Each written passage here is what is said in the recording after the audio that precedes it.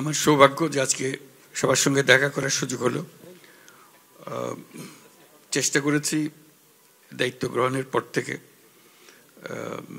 বিভিন্ন জায়গায় বিদেশে প্রবাসীদের সঙ্গে বসে আলাপ করার জন্য, এবং অভিযোগের কোনো শেষ নাই, এবং ন্যায্যতেই অনেক অভিযোগ এবং বিশৃঙ্খলা কাজের চেষ্টা করেছি যেগুলো সুশৃঙ্খল করা যায় কিনা, যে সমস্ত সার্ভিস পাওয়া যাচ্ছিল না সেগুলো পাওয়া যায় কিনা। উনি রাত দিন এটার পেছনে লেগে আছেন, প্রফেসর আসিফ নজরুল উপদেষ্টা, উনি ওনার দৌড়ঝাঁপ এটার পেছনেই রয়েছে সারাক্ষণ। আমরা প্রথম দেখলাম যে অনেকগুলো পাসপোর্ট রিনিউ হওয়ার জন্য দেশে বসে আছে, বছরের পর বছর, মাসের পর মাস। এটাও বুঝলাম না বসে থাকবে কেন। তখন আমি চাইলাম সব এম্বাসি থেকে তালিকা আনার জন্য কতগুলো পাসপোর্ট কী কারণে বসে আছে। আমি একটা সময় নির্দিষ্ট করে দিলাম, 1 মাসের মধ্যে সমস্ত কিছু আপডেটেড করে ফেলতে হবে, এটা রিনিউ করতে হবে। এবং রিনিউ করার সময় আর মেশিন রিডেবল পাসপোর্টের দিকে যাব না, ই পাসপোর্টের দিকে যাব। প্রথম অভিযোগটা হলো যে স্যার এটা পারা যাবে না, আমাদের ক্যাপাসিটি নাই। আমাদের ক্যাপাসিটি না থাকলে ক্যাপাসিটি বাড়ান, কিন্তু কাজটা করতে হবে। তো তারাও খুব আমার জোর জার দেখে তারাও খুব সিরিয়াসলি নিল। দেখলাম যে মাসখানিকের মধ্যে সব পরিষ্কার করলো, প্রত্যেকটা এম্বাসিতে এটা হলো। আমাদের এটা কিভাবে করলেন বলে, রাত দিন তারা পরিশ্রম করছে, এবং তাদেরকে ধন্যবাদ জানাই যে দিন হয় নাই, এখন রাত দিন পরিশ্রম করে অল্প সময় করে দিয়েছে। চাইলে যে করা যায় এটার প্রথম প্রমাণ পেলাম যে এটা এমন কোনো অসাধ্য কিছু ছিল না। অনেক রকম ব্যাখ্যা দেখছিল আগে, ওই ব্যাখ্যাগুলো উত্তরণ করে তারা নিজেরা এটা সমাধান করে এটা বের হয়ে গেছে। পরবর্তীতে চেষ্টা করছি যাতে এটা ব্যাকলগ না হয়। এখন আবার শুনছি যে ব্যাকলগ হতে আরম্ভ করেছে, এটার কোনো সুরাহা পাইতেছি না। প্রথম চেষ্টা করলাম পাসপোর্ট ইত্যাদি করার মধ্যে বিলম্বের কারণটা কি। বুঝালো যে এটা সরকারের নিয়মে এগুলো হয়, কারণটা হলো পুলিশ ভেরিফিকেশন লাগে।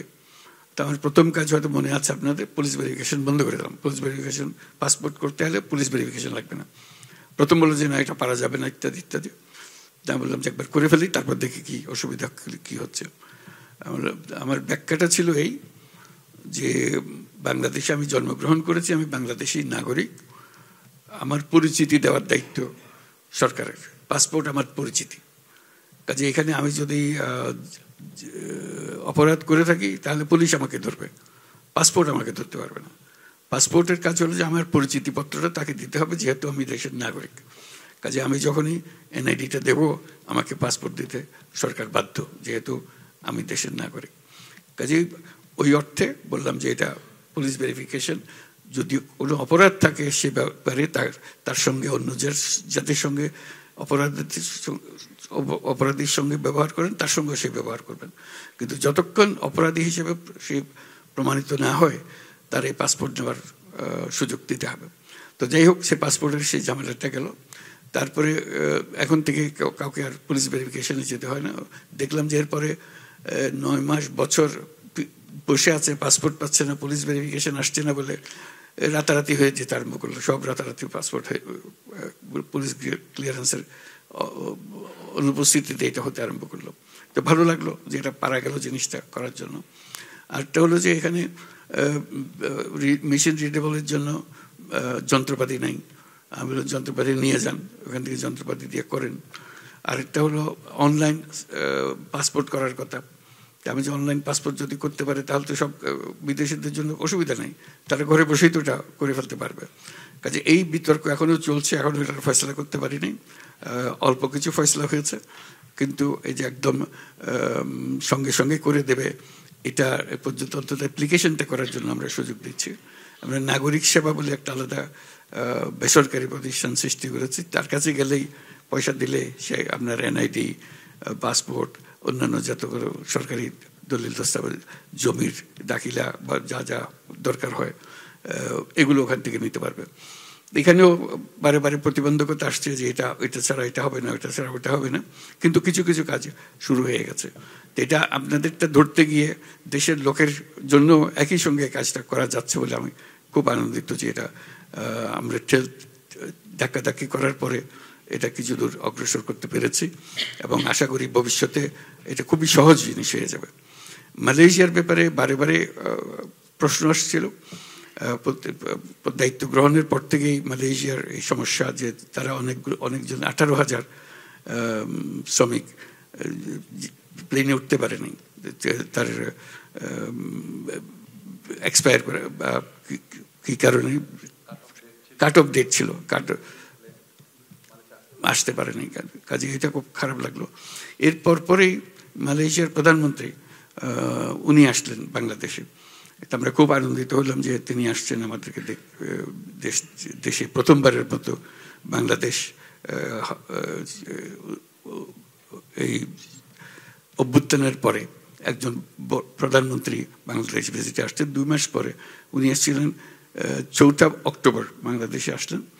তো ওনাকে বললাম এই সমস্যাটার কথা, তিনি শুনে বললেন যে হ্যাঁ, এরকম যদি থাকে আমরা নিশ্চয়ই এটা করে দেবো। এটার জন্য এই বিলম্বের জন্য সে প্লেন ধরতে পারে নাই, এটার জন্য তার বন্ধ হয়ে যাওয়ার কিছু না। এই যে 18,000 সেটা আজ পর্যন্ত চলছে, তার মধ্যে 8,000 বোধহয় যেতে পেরেছে না? বলো তো, একটু ব্যাখ্যা করে। আমি একটু বলি আপনাদের। প্রথমে তো বলেছিল 18,000, পরে যখন আমরা 18,000 ভেরিফাই করতে গেলাম দেখলাম 31 মের মধ্যে তাদের বাংলাদেশে আসার কথা ছিল 2024-এর। তো 31 মে পর্যন্ত তাদের তো ভিসা থাকতে হবে। তো আমরা স্ক্রুটিনি করে দেখলাম আসলে ভিসা ছিল 8,000 সামথিংয়ের। তো বাকিদের তো ক্ষেত্রে আমরা দাবি করতে পারি না। ওই 8,000 সামথিংয়ের থেকে আবার কেউ কেউ আপনার মালয়েশিয়ায় চলে আসছে 95 জন, আর 100 জনের মতো বিভিন্ন দেশে চলে গেছে। বাকি যারা আছে ওনাদের প্রসেস শুরু হয়েছে। এই মাসে প্রথম আমরা ইয়েটা পেয়েছি, রিকোয়ারমেন্টটা পেয়েছি অল্প সংখ্যক, কিন্তু এটা আমাদের এই 31শে ডিসেম্বরের মধ্যে ওনারা যতজন যেতে চায় ততজন আসতে পারবে এখানে। যে আপনাকে ব্যাখ্যা করার কারণটা হলো যে এই যে 1 বছর আগে শুরু হয়েছে, এটা এখনো ছাড়া হয়নি। এখানে এসে আবার পার্সু করছি আমরা বাকি জন কখন যেতে পারবে, এটা পরিষ্কার হয়ে গেছে এখন। বাকি 18,000 সবাই যাবে। প্রথম মনে হয়েছিল 18,000 থেকে 8,000 নেবে, আর বাকিদের নেবে না। বলছে না, 18,000 আমরা প্রত্যেককেই নেব, কেউ বাদ যাবে না। কাজে এটা একটা আনন্দের সংবাদ। উনি এসেছিলেন বলে, উনি আমাদের প্রতি সহানুভূতিশীল ছিলেন বলে তখনই তাৎক্ষণিকভাবে উনি সিদ্ধান্ত দিয়েছিলেন। প্রেস কনফারেন্সে বলেছিলেন যে আমরা একটা ব্যবস্থা করবো, একটা না একটা ব্যবস্থা করবোই। উনি করছেন। আজকেও দীর্ঘ মিটিং হয়েছে ওনার সঙ্গে। আরও নানা বিষয়ে যাতে প্রক্রিয়া সহজ করা যায় এগুলো নিয়ে আমরা আলাপ করেছি। আশা করি এই মালয়েশিয়ার যে সমস্ত সমস্যা এখানে জমা হয়ে আছে, সেই জমাট সমস্যাগুলোকে আমরা সংস্কার করে ফেলতে পারবো, পরিষ্কার করে ফেলতে পারবো। আরেকটা হলো যে প্রবাসী বাংলাদেশিরা যারা বিদেশে আছেন তাদের কন্ট্রিবিউশন, অবদান আমাদের অর্থনীতিতে। অর্থনীতির কী অবস্থা আপনাদের মনে আছে? ব্যাংক খালি, যত টাকা পয়সা আছে খালি করে নিয়ে গেছে। দায় দেনার দায়িত্ব আমাদের উপর রেখে গেছে। এটা কিভাবে শোধ করা হবে, ফরেন এক্সচেঞ্জ রিজার্ভ তলানিতে পড়ে গেছে। এটা অর্থনীতি ঘুরে দাঁড়ালো, এই 1 বছরের মধ্যে অর্থনীতি ঘুরে দাঁড়ালো। এই কারণে ওই প্রবাসীদের এই রেমিটেন্সের অর্থ দিয়ে বাংলাদেশ উঠে দাঁড়ালো। আমি সকল প্রবাসীদের আজকে যারা এখানে উপস্থিত আছে তারা এবং যারা উপস্থিত নাই তাদেরকেও একসঙ্গে আমরা তাদের দিই, ধন্যবাদ জানাই। জাতির পক্ষ থেকে ধন্যবাদ জানাই। এটা না হলে জাতি সোজা হয়ে দাঁড়াবার কোনো উপায় ছিল না।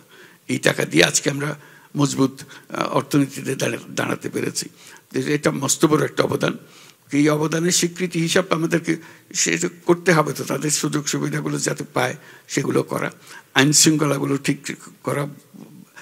এবার দেখেছেন আমরা যে এসছি এখানে ওনার দাওয়াতে, প্রধানমন্ত্রী আনোয়ার ইব্রাহিমের দাওয়াতে আমরা এসছি।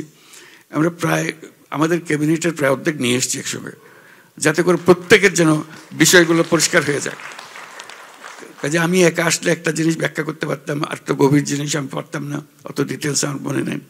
আমরা বলছে চলো যত রকমের সমস্যা আছে ওনার সামনে আমরা বলবো, ওনাকে জানিয়ে রাখবো যাতে করে আমরা সমাধানগুলো পাই। এবং আজকে খুব মনোযোগ দিয়ে উনি শুনেছেন এবং আশ্বাস দিয়েছেন যে এগুলো সমস্ত কিছুই পরিষ্কার করে দেবেন। এবং তাকে আবার আমন্ত্রণ জানিয়েছি বাংলাদেশে আসার জন্য। সেটা আমরা তার সঙ্গে যোগাযোগ রাখবো।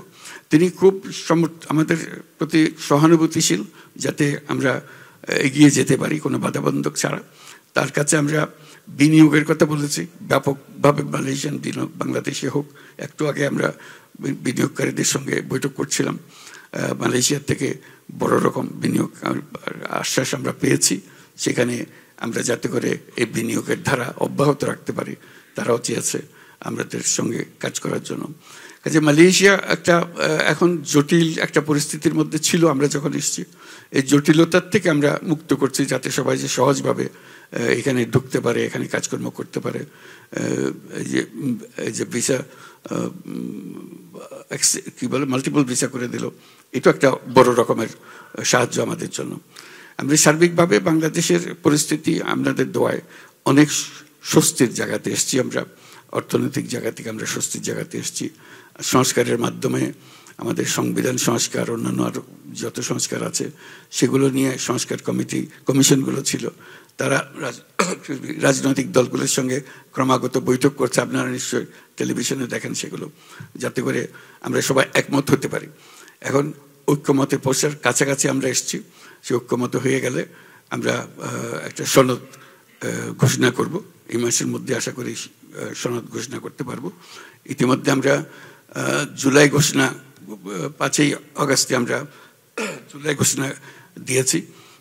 সারা জাতি একত্র হয়ে সব দলের নেতাদের নিয়ে আমি সংসদ ভবনের সামনে দাঁড়িয়ে এই ঘোষণা দিয়েছি। এখন অপেক্ষা করছে শুধু জুলাই সনদটা হয়ে গেলে বাংলাদেশের নিয়ম কানুন এবং শাসন কনস্টিটিউশনে যে সমস্ত পরিবর্তন আসবে এগুলোর সিদ্ধান্ত হয়ে যাবে। যতটুকু আমরা সবাইকে একমত করতে পেরেছি, আমাদের আশা ছিল অনেক বেশি করতে পারবো। এখনো ধারণা হচ্ছে না সেই পরিমাণ আমরা যেতে পারবো কিনা, সব দলকে একত্র করে আমরা যেতে পারবো কিনা। কিন্তু ইতিমধ্যে তাদের অগ্রগতি দেখে আমি নির্বাচন ঘোষণা করেছি।